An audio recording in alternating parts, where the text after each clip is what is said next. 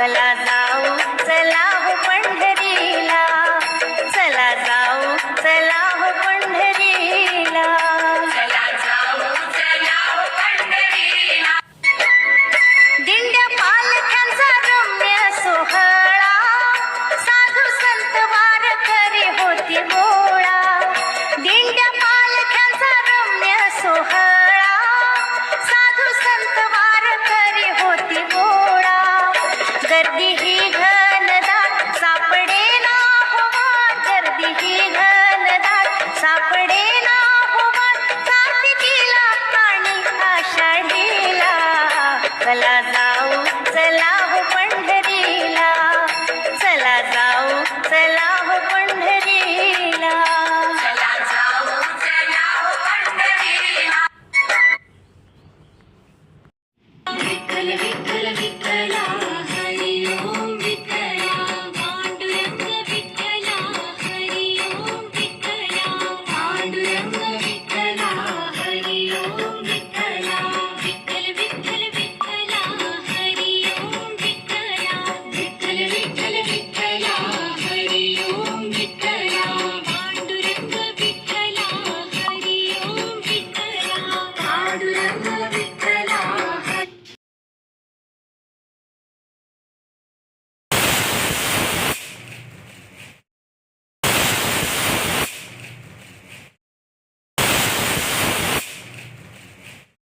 नमस्कार, मी सौ निर्मला आपशिंगेकर.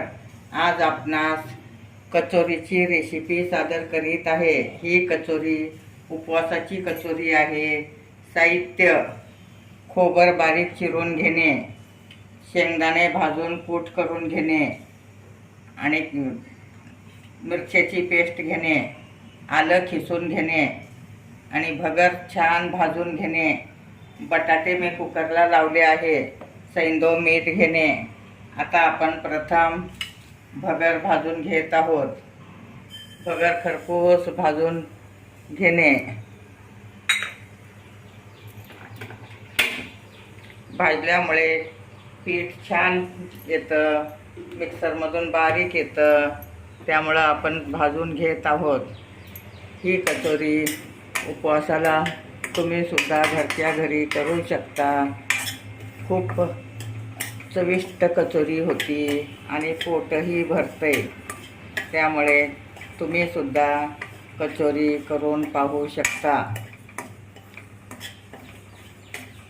आता आपली भगर भाजून झाली आहे.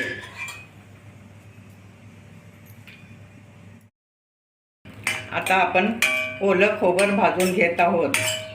खरपूस भाजून घेणे म्हणजे कचोरी खूप चविष्ट होती आहे आणि खोबर पचायला हलकं होतं भाजल्यामुळं.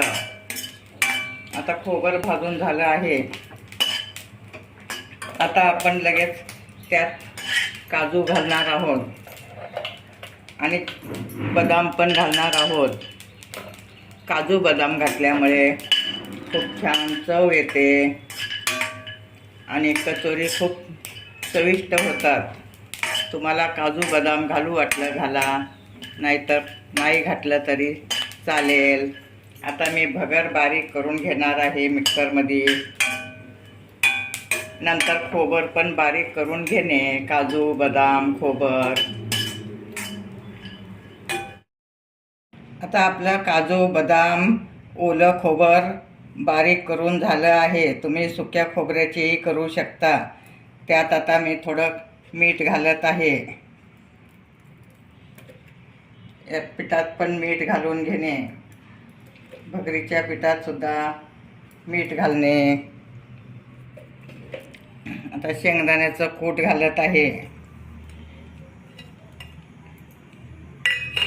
मिरच्याची पेस्ट, आलं, कोथिंबीर हे सगळं एकत्र कालून घेणे.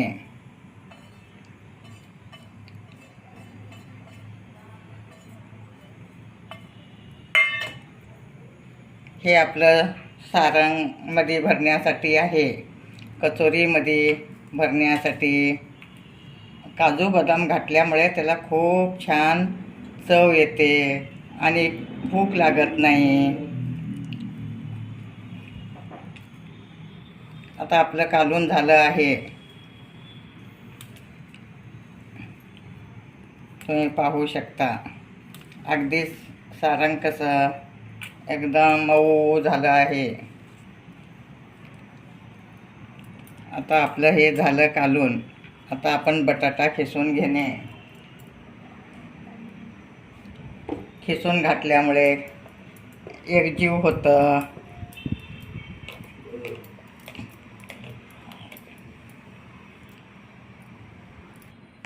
आता आपण थोडी मिरची घालत आहोत. लाल मिरची घातल्यामुळे त्याला कलर खूप छान येतं आणि खायला पण खूप छान लागतं, तिखट तिखट. आता आपण हे पीठ, मीठ, मिरची, बटाटा, राजगिरा पीठ हे एकत्र मळून घेणे. आता मी एवढ्या पिठाला बारके बारके 4 बटाटे घातले आहे. आता आपण चहाच्या चमच्याभरच पाणी घालणे आणि छानपैकी मळून घेणे. मळून 10 मिनटं ठेवणे. आता आपण थोडं साबुदाणा भाजून घेत आहोत.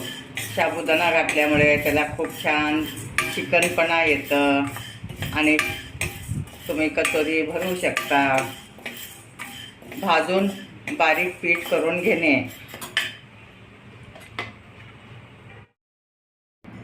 आता आपण साबुदाण्याचं पीठ घालत आहोत. अगदी थोडंच गरम करून घेणे. 1 वाटी साबुदाण्याचं पीठ घेतलं आहे. आता साबुदाण्याचं पीठ घालून मळून घेणे. भगरसुद्धा अगदी थोडं गरम करून बारीक करणे. बटाटे मी 4 घातले आहे. आता व्यवस्थित मळून घेणे.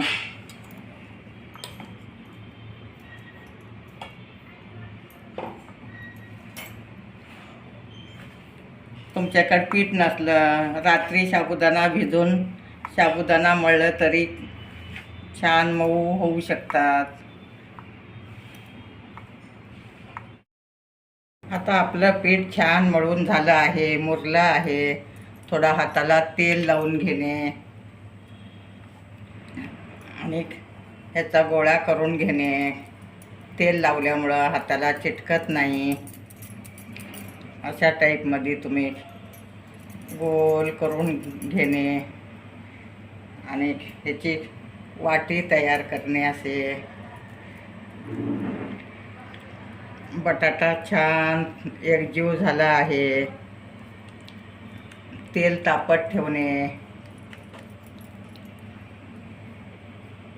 अशा टाईपमध्ये तुम्ही गोल गोल द्रोणासारखं करून घेणे. आता हे आपलं सारण शेंगदाणे, ओलं खोबर, मिरची, सैंदव मीठ, कोथिंबीर, आलं, जिरे घालू वाटलं जिरे घालू शकता तुम्ही. उपवासाला तुम्हाला चालत असलं तर. आता हे असं मोदकासारखं भरून घेणे.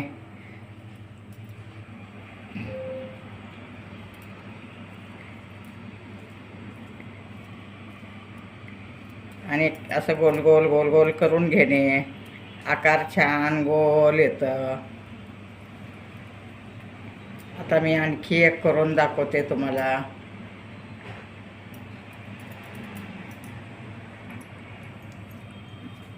परत हे गोळा घेणे.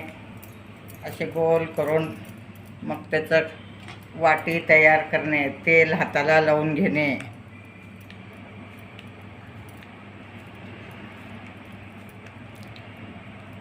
अगदी तुम्हाला भगर जर असं भाजून बारीक नाही करता आलं, भात करून मळून घेतलं तरी छान एकजीव मळून घेणे. कुकरला भात शिजवून घेणे भगरीचा आणि त्यात बटाटा घालणे. आता आपण आणखी एक करून दाखवत आहोत. असं सारंग भरणे आणि मोदकासारखं किंवा पुरणासारखं अगदी ते भरून घेणे. अशा टाईपमध्ये तुम्ही कचोरी करू शकता. आता मी तेल तापवलं आहे, त्यात सोडणार आहे हे.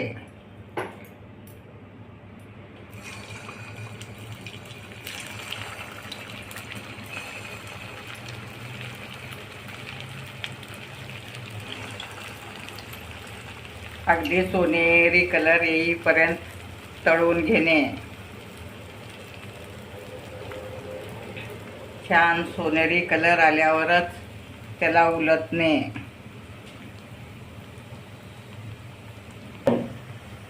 आता आपले कचोरी सोनेरी रंगावर तळून झाले आहे.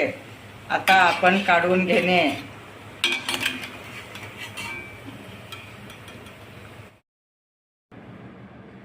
गरमागरम कचोरी तयार आहे. तुम्ही घरच्या घरी करू शकता उपवासाला. माझे व्हिडिओ लाईक, शेअर, सबस्क्राईब करा आणि गरम गरम कचोरी करा. भगर आणि बटाटा दोन्ही मिक्स करून मळून घ्या.